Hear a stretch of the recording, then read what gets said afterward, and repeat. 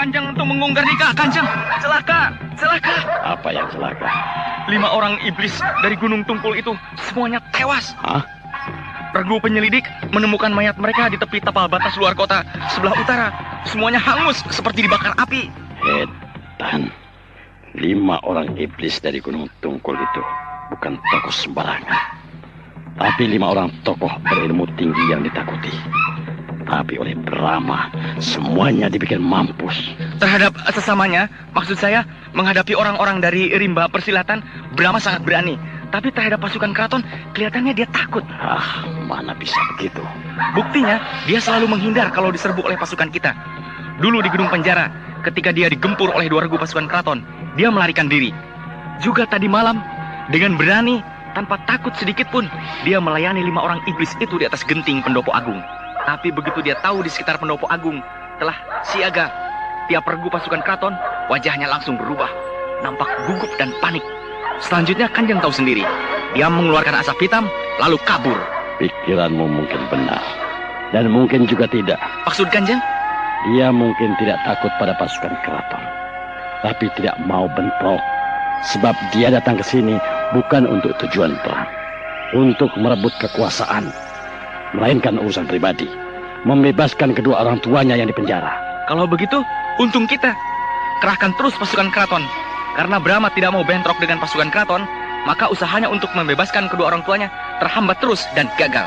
Iya, aku akan membuat permohonan untuk menambah jumlah kekuatan pasukan. Bagus, saya sangat setuju.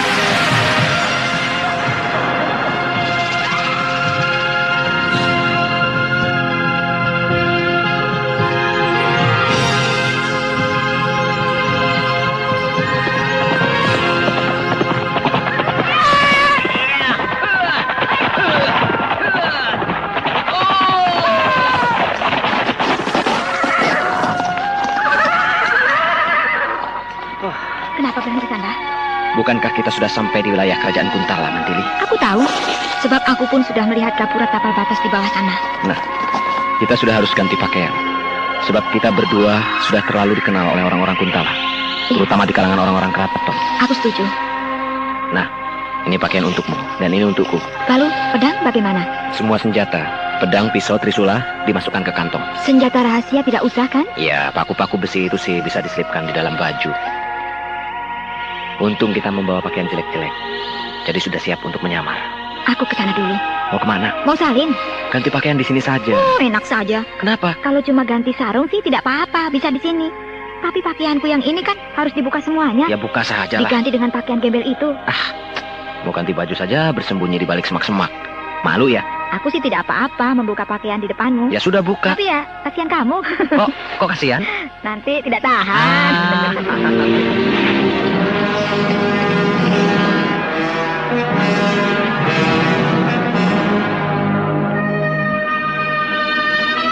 Kita sudah sampai di tembok benteng keraton bagian timur. Ya, untung kita ini pernah jadi orang dalam, sehingga tahu bagian mana dari benteng keraton yang penjagaannya paling lemah. Mantili, aku dulu yang melompati tembok benteng itu untuk memancing apakah di dalam sana ada penjaga atau tidak. Iya, hati-hati. Beres. Sebentar ya.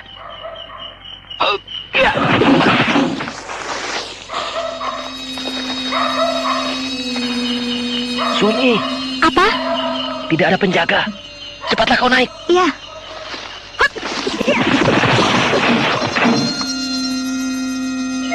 Ayo, kita terus bergerak ke kiri, ke gedung penjara. Iya. Heran, kalau di dalam kota penjagaan begitu ketat, tapi di dalam keraton ini sunyi, tidak terlihat seorang pun anggota pasukan keraton. Tapi kita harus waspada, sebab siapa tahu hal ini sebuah jebakan. Iya. Itu gedung penjara. Bagus. Hanya ada 2 orang penjaga di muka pintu gedung penjara itu. Kita totok jalan darahnya, supaya tidak menimbulkan suara gaduh. Iya.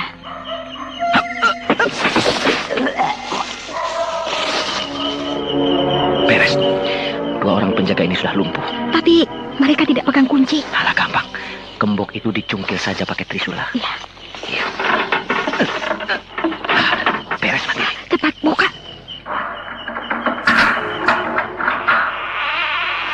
Aduh, berisik amat pintu ini. Bikin orang tidur bisa bangun. Kosong. Iya. Oh, kenapa penjara ini kosong melompong? Kamar-kamar sel yang berjejer itu tidak ada isinya. Semuanya kosong. Padahal penjara ini penjara terbesar di keraton. Seharusnya tiap kamar sel penuh dengan orang tahanan. Tapi ini kok... Mungkin semua tahanan dipindahkan. Untuk apa dipindahkan? Karena untuk ditempati ayah dan ibuku. Di mana ayah dan ibumu dikurung? Semuanya kosong. Ya, di kamar rahasia barangkali. Ketika aku jadi pejabat di keraton ini, aku sering mengunjungi penjara ini. Dan setauku, tidak ada kamar rahasia. Yang ada hanya 20 buah kamar sel berderet di sebelah kiri. 10 kamar dan di kanan juga 10 kamar. Nah, kau lihat sendiri. Ke-20 kamar sel itu kosong.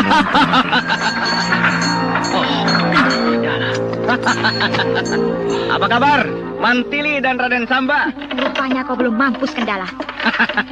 Sengaja aku tidak mati dulu, sebab ingin meringkus kalian berdua di sini. Bedebah, kau menjebak kami rupanya. Dulu pemimpin kalian juga terkecoh. Dikira di penjara ini bapak dan ibunya dikurung. Tapi tidak. Sekarang kalian juga sama. Memasuki gedung penjara ini. Tapi Tung Menggung Ardalepa dan istrinya tidak ada, bukan? Iya. Jadi Kakang Brahma sudah kesini? Ya, tapi dia licin. Berhasil meloloskan diri. Tapi sekarang kalian berdua jangan harap bisa keluar hidup-hidup dari sini. Kendala, sudah jangan banyak omong. Di mana Tumenggung Ardalepa dan istrinya dikurung? Setelah leher kalian putus, baru nanti aku beritahu. Bangsat! Ya!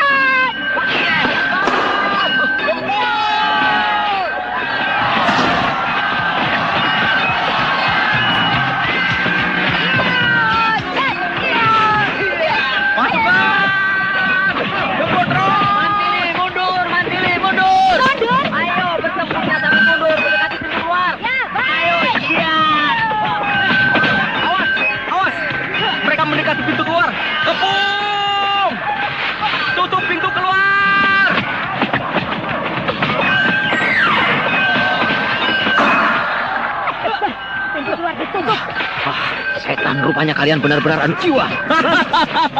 Kalian tidak akan bisa keluar dari gedung penjara ini. Gempur terus! Mantili, bertahan terus Mantili. Mau main-main? Iya! Hilang. Raden Samba, urus bumi. Hah? Hilang? Raden Samba kemana? Kok tiba-tiba tidak ada? Kelihatannya tadi dia masuk ke dalam tanah. Ah, tidak mungkin. Mana ada manusia bisa nurus bumi? Kendala! Meskipun kau tutup semua pintu dan jendela, dan kami dikepung dengan rapat, tapi kami tetap bisa lolos dengan cara menurus bumi. Masuk ke dalam tanah. Kau lihat tadi, Raden Samba juga masuk ke dalam tanah. Sebentar lagi, aku yang akan urus bumi. Jangan berikan kesempatan perempuan itu masuk ke dalam tanah. Serang terus!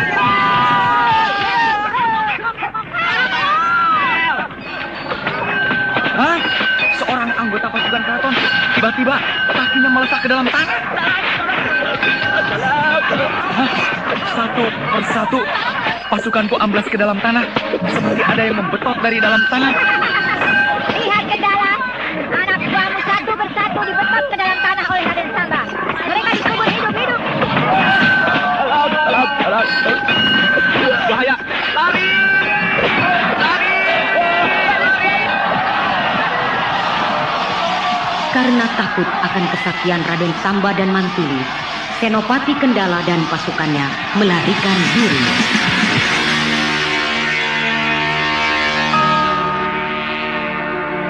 Tadi malam aku dengar ada keributan di gedung penjara. Pasukan keraton bertarung dengan 2 orang asing. 2 orang asing itu pasti Mantili dan Raden Samba. Iya, sebab siapa lagi malam-malam menyatroni gedung penjara, dan untuk apa kalau bukan untuk tujuan istimewa?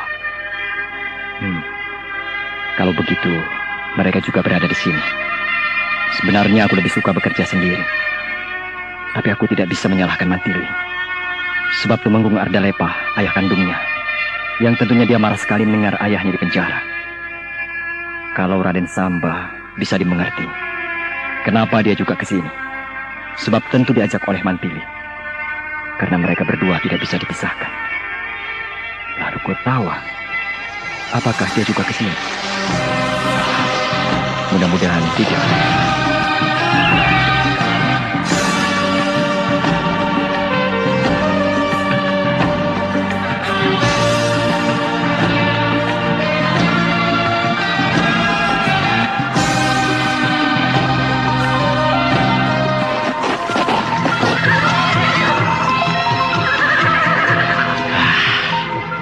Itu dia.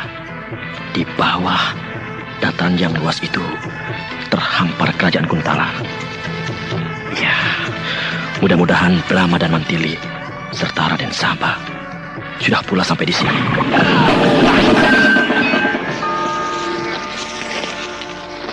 Berdebah, ada serangan gelap. Sebuah pedang meluncur ke leherku. Untung aku bisa menangkapnya. Hei, keluar! Jangan cuma bisa menyerang sambil bersembunyi. Keluar! Gotawa. Hah? Brahma! Brahma!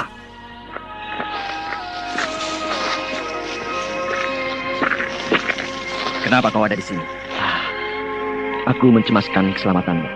Kau tidak percaya padaku? Bukan begitu, Bram. Tapi yang namanya masuk ke kandang macan. Lalu kerajaan kita bagaimana? Aku serahkan kepada Mangkubumi Gajah Depa. Dia mampu memimpin kerajaan dan rakyat menghormatinya. Maaf, Brahma. Bukannya aku tidak patuh terhadap perintahmu. Tapi aku tidak mau sahabat sejatiku menemui kesulitan di negeri orang. Iya. Apa boleh buat? Kau sudah ada di sini. Masa aku harus menyuruh kau kembali ke Madangkara? Nah, bantuanmu aku terima. Terima kasih, Bram. Mari kita berangkat. Tidak bisa aku tahu. Tidak bisa? Aku jelas bisa, karena aku berpakaian gembel. Tapi kau berpakaian mewah seperti itu. Penampilanmu pasti akan menarik perhatian orang. Sebab kau nampak sebagai seorang bangsawan, berpakaian mahal, menunggang kuda putih yang bersih, dengan memakai pelana yang mahal. Aku tergesa-gesa, sehingga tidak sempat ganti pakaian dengan pakaian biasa. Gampang. Aku punya kenalan seorang petani. Kudamu bisa dititipkan pada dia. Dan kau akan mendapat pakaian petani yang sederhana. Bagus. Mari kita pergi ke rumah petani itu.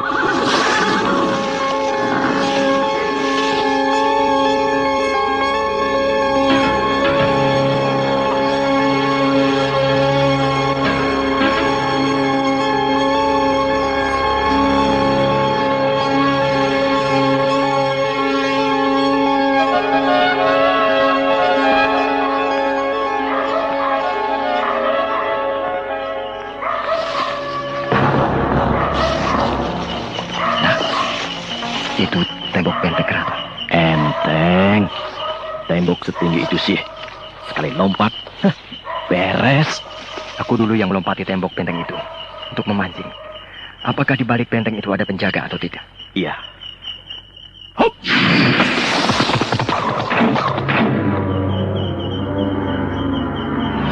Bagaimana? Aman. Bagus.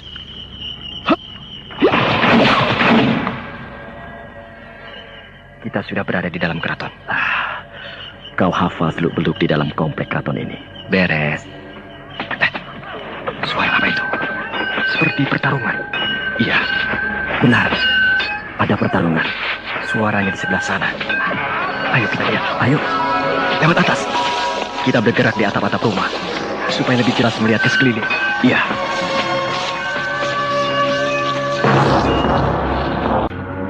Ketika Brahma dan Gotawa tiba di rumah Tumenggung Raksa, mereka dikejutkan oleh pertarungan yang seru di sisi sebelah kiri dari bangunan gedung.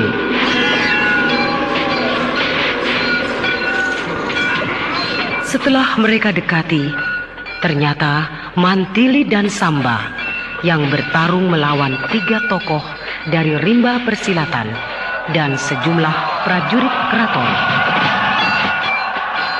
Segera Brahma dan Gotawa turun membantu mereka.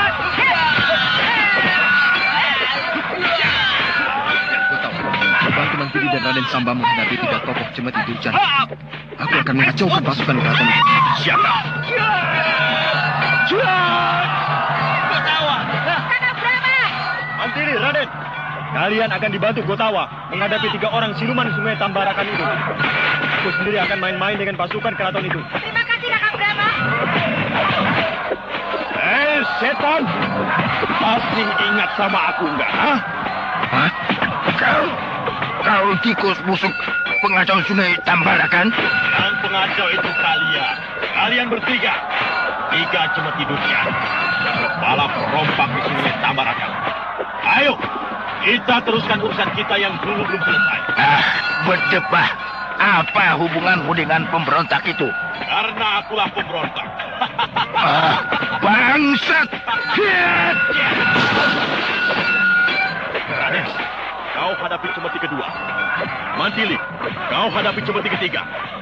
Aku akan hajar si Cemeti ke satu. Ya, siaga. Siaga.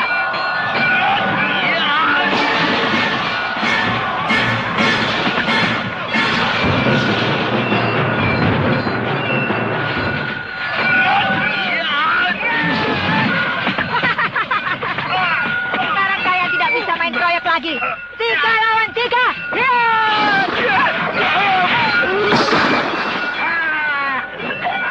Cemeti ketiga mati.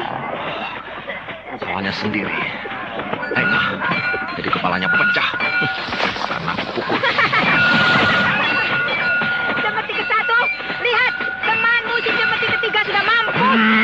Jahanam! Kau harus menerima balasannya. Sendiri, kenapa si Cemeti ketiga diberikan padaku? Tentu saja dalam waktu sebentar dia sudah mampus. Sekarang kau tinggal berdua. Sebentar lagi juga kau akan sendiri. Mesti mati. Ayo Mantili, cepat bikin mampus si Cemeti kedua. Beres. Aku jadi tidak punya lawan ini. Lebih baik aku bantu Kakang Brahma. Iya. Iya.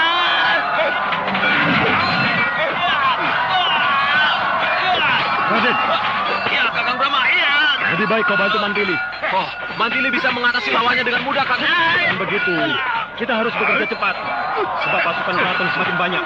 Lihat, di balik pendopo agung itu, sudah siap ratusan bala tentara. Siap untuk menggempur kita. Oh, iya, benar. Nah, cepatlah, kau bantu Mantili. 2 orang Cemeti setan itu harus cepat-cepat dibungkam. Baru kita leluasa menghadapi pasukan keraton. Iya, baik, Kakang. Rangga, kenapa kau bantu aku? Aku sanggup mencincang Cemeti kedua ini. Iya, aku disuruh Kakang Brahma. Iya. Oh, iya, iya. Nanti aku terangkan sebabnya. Sekarang cepat bikin bungkam si Cemeti kedua ini.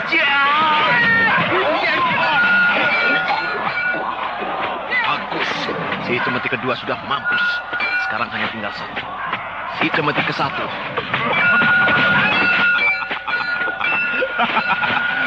Si Cemeti kedua sudah mampus. Ayo, kau mau apa Cemeti ke satu? Berdebah. Kalian akan tahu balasannya nanti. Mau kemana? Ayo, Mantili. Ayo. Cepat bereskan si Cemeti ke satu itu. Ayo. Maaf, Gotawa. Kami membantu Anda. Disuruh oleh Kakang Brahma sebab tugas lain yang lebih berat menunggu. Oh, jadi si Cemeti ke satu ini tidak berat? Ya, cukup lumayan lah. Kasihan kau Cemeti ke satu. Di wilayah perairan Sungai Tambarakan dan sekitarnya, namamu sangat terkenal. Menjadi penguasa yang ditakuti. Tapi di hadapan kedua anak muda itu, kau tahu banyak seperti seekor cacing tanah yang tak ada artinya sama sekali. Berdebah. Kalian semuanya harus mati.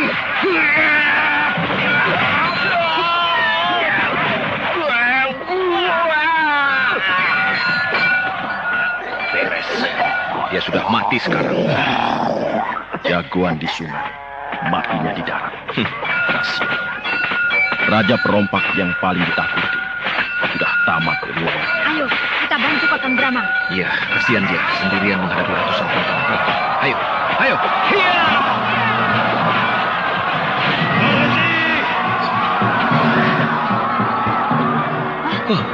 Hei, kenapa berhenti?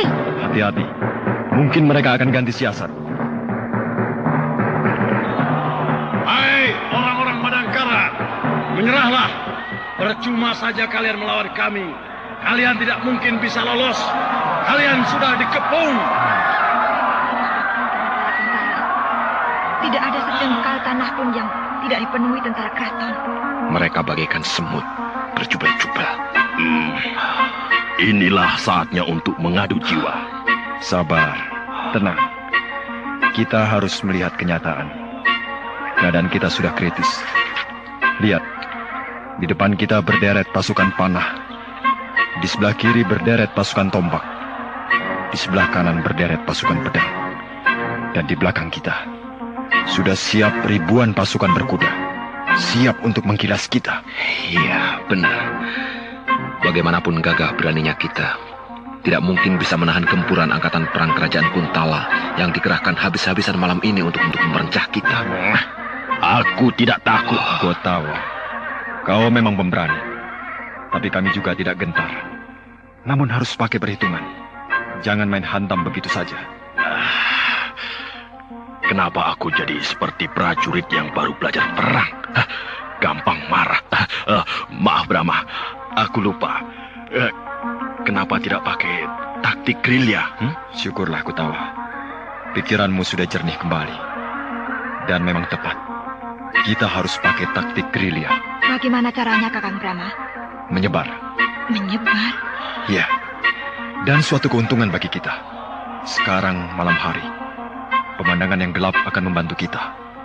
Kita bertempur sendiri-sendiri. Berpencar. Tapi jangan di bawah. Melainkan di atas genting. Bertempur sambil lari mundur ke arah tembok benteng. Bagus. Meskipun bala tentara kerajaan Kuntala itu dahsyat, tapi aku yakin hanya sebagian kecil saja yang sanggup bertempur di atap-atap rumah. Nah, siap semuanya. Siaga. Hei, Tumenggung Gardika. Rupanya tawaranmu untuk menyerah kali ini terpaksa kami tolak. Baik, kalian cari mati sendiri.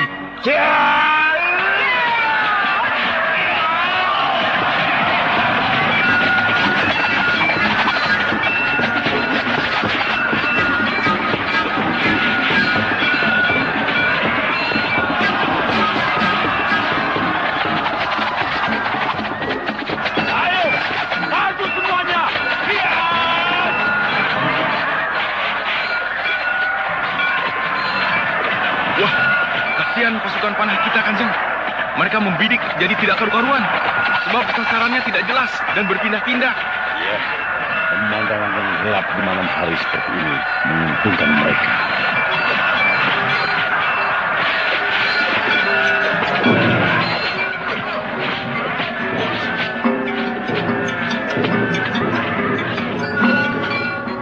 Sementara pertempuran berlangsung di luar pendopo, Brahma Kumbara, sang jagoan kita, dengan keahliannya menyusup langsung ke tempat kediaman Tumenggung Raksa.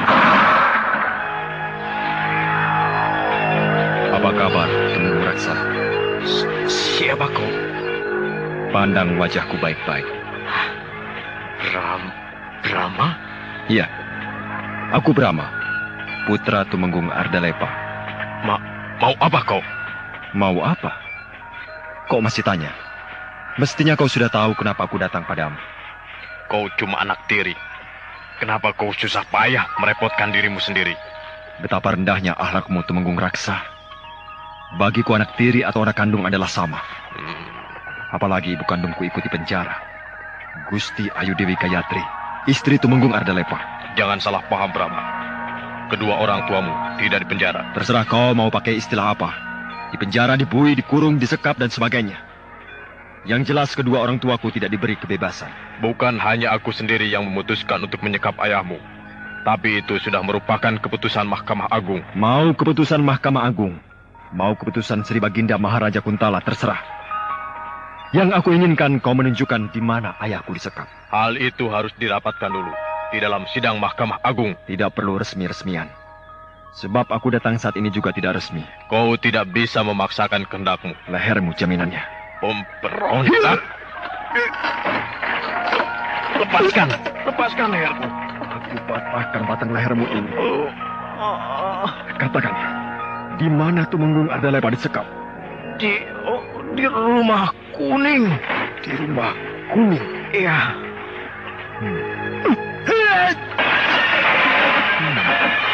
Rupanya kau bisa juga main jurus, Berontak.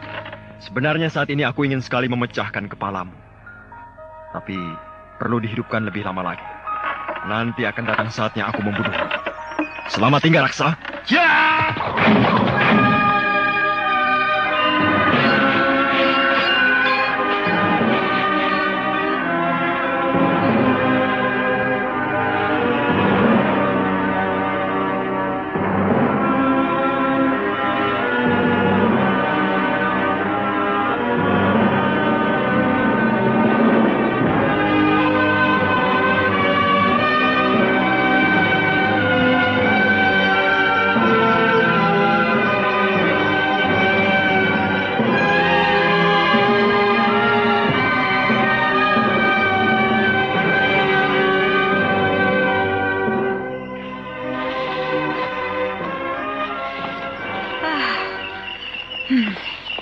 Akhirnya aku bisa meloloskan diri dari kepungan pasukan keraton.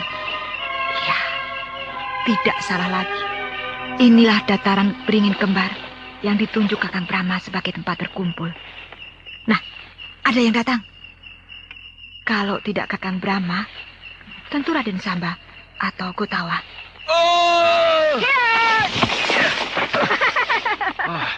Mantili, kau ini bercanda melulu. Mana yang lain? Baru kita berdua. Oh ya? Iya. Hah, ada yang datang. Kalau bukan Kakang Brahma, pasti Gotawa.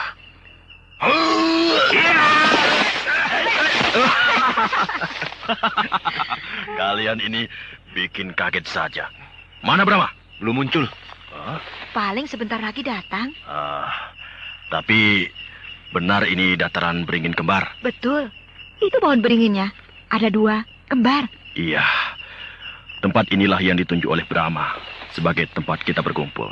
Kita saja yang tingkatannya di bawah Kakang Brahma bisa meloloskan diri. Apalagi dia. Pasti lebih dari bisa. Kalaupun belum muncul, mungkin ada acara lain. Acara lain?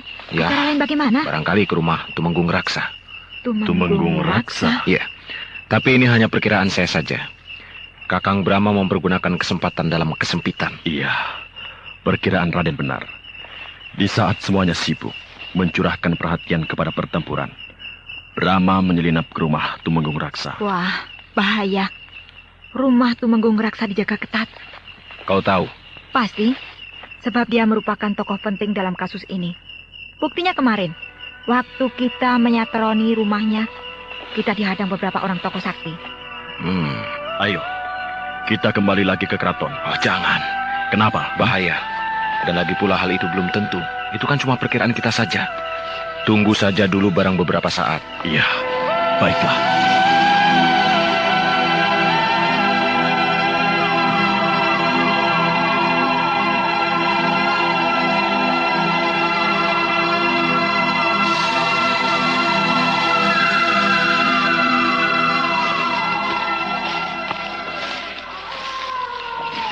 Wah, sudah lama sekali kita menunggu. Tapi Kakang Brahma belum muncul juga. Iya ya. Bagaimana ini? Kita kembali ke keraton. Selamat satu, selamat semua. Mati satu, mati semua. Jangan! Nah, itu Kakang Brahma. Brahma. Maaf, aku terlambat. Kemana saja sih Kakang? Bikin cemas saja. Seperti yang diperkirakan oleh Raden Samba. Iya, aku ke rumah Tumenggung Raksa. Berhasil? Berhasil. Kakang berhasil bertemu dengan dia? Iya, rumahnya memang dijaga ketat oleh beberapa orang prajurit pilihan. Tapi cukup mudah bagiku membungkam mereka. Lalu, apa katanya? Di mana Ramanda di penjara? Di rumah kuning. Rumah kuning? Rumah kuning. Iya, tadinya Tumenggung Raksa tidak mau bicara. Tapi setelah lehernya aku pelintir, maka dia mau bicara. Katanya Ramanda Tumenggung Ardalepa dengan Ibunda Gayatri disekap di rumah kuning. Ayo kita ke sana. Sabar Mantili, sabar. Jangan gegabah. Semuanya harus diperhitungkan dengan matang, Mantili. Rumah kuning itu apa sih? Rumah kuning adalah makam raja-raja. Hah? Makam? Kuburan? Iya. Di belakang istana ada sebuah area cukup luas. Tempat keluarga raja dimakamkan. Dan di tengahnya ada sebuah rumah kecil. Warnanya seluruhnya kuning. Itulah yang bernama rumah kuning. Gunanya untuk apa rumah kuning itu? Untuk tempat tinggal para penjaga makam. Sialan. Ayah dan ibuku disekap di tengah-tengah kuburan. Hal itu untuk mengelabui semua orang, termasuk kita. Kalau begitu, tunggu apa lagi? Bukankah sekarang kita sudah tahu tempatnya? Jangan sekarang. Sebab saat ini keraton sedang dijaga benar-benar dengan kekuatan yang hebat. Lalu, bagaimana Kakang? Rumah kuning itu, biarkan saja dulu. Sebab selain pasti dijaga ketat, ada kemungkinan besar sudah dipindahkan. Maksudku, Tumenggung Ardalepa dan istrinya sudah dipindahkan dari situ. Sebab sudah diketahui oleh kita. Dugaanmu betul, Gotawa. Kemudian, ini kalau menurut aku, kita membuat teror. Pusat kota kerajaan Kuntala ini kita buat tidak aman. Persis waktu kita dulu mengacaukan pusat kota kerajaan Madangkara. Ya, saya setuju. Kita bakar tempat-tempat penting buat huru-hara di mana-mana. Kita pancing pasukan keraton agar keluar dari keraton. Nah, dengan begitu, agak mudah bagi kita untuk menyusup ke dalam keraton. Itu bisa saja dilakukan. Tapi yang pokok, kemana Tumenggung Ardalepa dipindahkan? Kalau sudah tahu, dengan mudah kita menuju sasaran. Tapi, kau kan tidak tahu. Masa kita harus mengobrak-abrik keraton? Tidak mungkin kan? Culik saja si Tumenggung Raksa. Tumenggung Raksa bukan anak kecil, Mantili.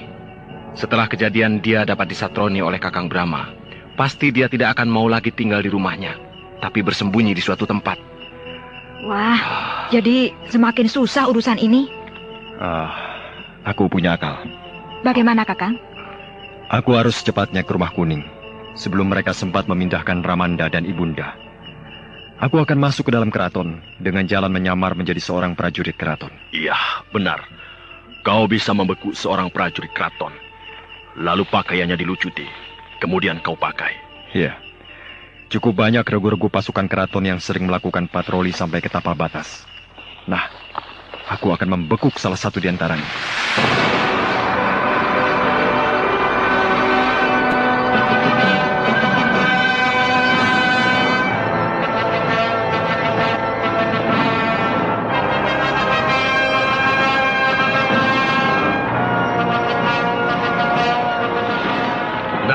Itu dia. Mana? Itu, masih jauh. Oh, iya, benar. Beberapa orang prajurit keraton sedang melakukan patroli dengan menunggang kuda.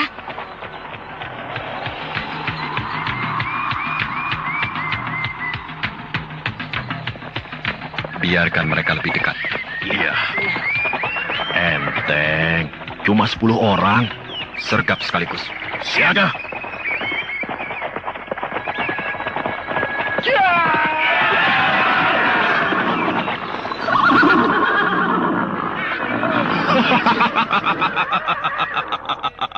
Semuanya sudah kojor. Nah, sekarang aku akan memilih yang badannya sama dengan aku. Yang ini Kakang Brahma. Tingginya, kurusnya sama dengan Kakang. Iya.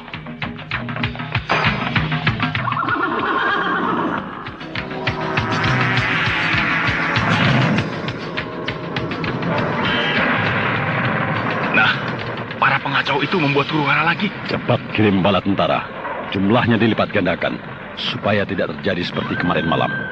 3 regu pasukan kita kocar-kacir. Ya, kali ini mereka tidak boleh lolos. Pasukan! Siaga!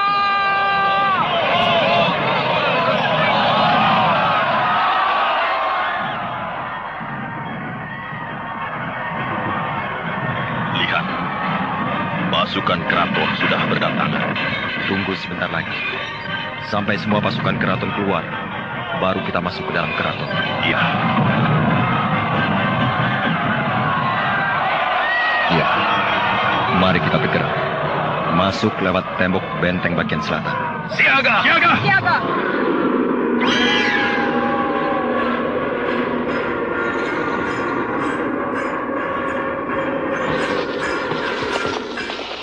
Keraton dalam keadaan lenggang.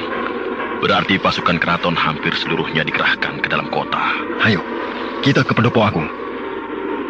Nah, itu dia Pendopo Agung.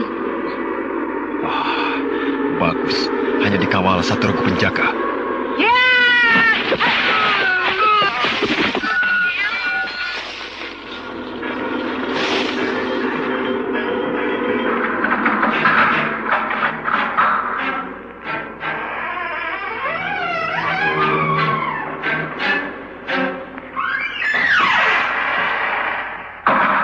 Ayah, Ibu. Mantili. Mantili. Oh, Ibu. Mantili, anakku. Mantili, anakku.